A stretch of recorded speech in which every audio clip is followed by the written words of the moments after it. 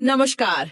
પર્યાવરણ સંરક્ષણ અને રાસાયણિક પ્રદૂષણ સામે જાગૃતિ ફેલાવવાના ઉદ્દેશ્ય સાથે જામનગરની અગ્રણી સામાજિક સંસ્થા ચૈતન્ય ચેરિટેબલ ટ્રસ્ટ દ્વારા શ્રી ગૌ સેવા મહાઅભિયાન કુમાર પ્રાથમિક શાળા ખાતે બાયોએન્ઝાઇમ જાગૃતિ કાર્યક્રમ અને પ્રાયોગિક વર્કશોપનું સફળ આયોજન કરવામાં આવ્યું. સંસ્થાના મેન્ટર શ્રી હિતેશ પંડ્યાના માર્ગદર્શન હેઠળ અને પ્રોજેક્ટ ચેરમેન શ્રી રામ મીતના નેતૃત્વમાં યોજાયેલા આ કાર્યક્રમમાં શાળાના વિદ્યાર્થીઓ અને શિક્ષકોએ ઉત્સાહભેર ભાગ લીધો.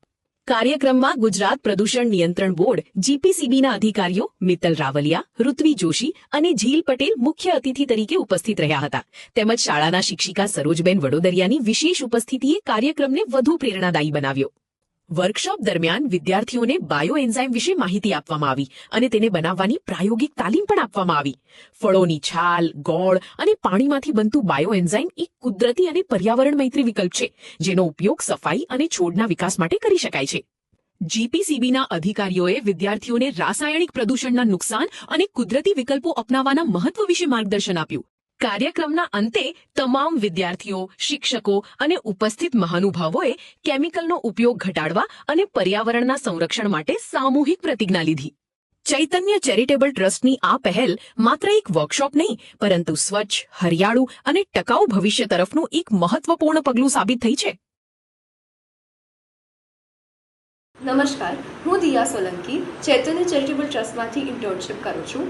રિસેન્ટલી 11th જૂનના અમે બધા વોલેન્ટિયર્સે શ્રી ગૌ સેવા મહાભિયાન કુમાર પ્રાથમિક શાળામાં bioenzyme programme and workshop event conduct કર્યો હતો. એન્ડ એ ઇવેન્ટ બહુ જ સક્સેસફુલ રહ્યો હતો અમારી માટે, કારણ કે અમે ત્યાં નાના બાળકોને સમજાવી શક્યા કે બાયોએન્ઝાઇમ હોય શું, એ કેવી રીતે આપણા એન્વાયરમેન્ટને ઇમ્પેક્ટ કરે એન્ડ એ કેવી રીતે યુઝફુલ છે અને કેવી રીતે બનાવાય. સો આ ઇવેન્ટ બહુ જ ઇમ્પેક્ટફુલ રહ્યો હતો અમારી માટે. Thank you. નમસ્કાર, હું સ્નેહા ગોસ્વામી અને સીસીટી એટલે કે ચૈતન્ય ચેરિટેબલ ટ્રસ્ટમાં એક ઇન્ટર્ન તરીકે કાર્ય કરું છું.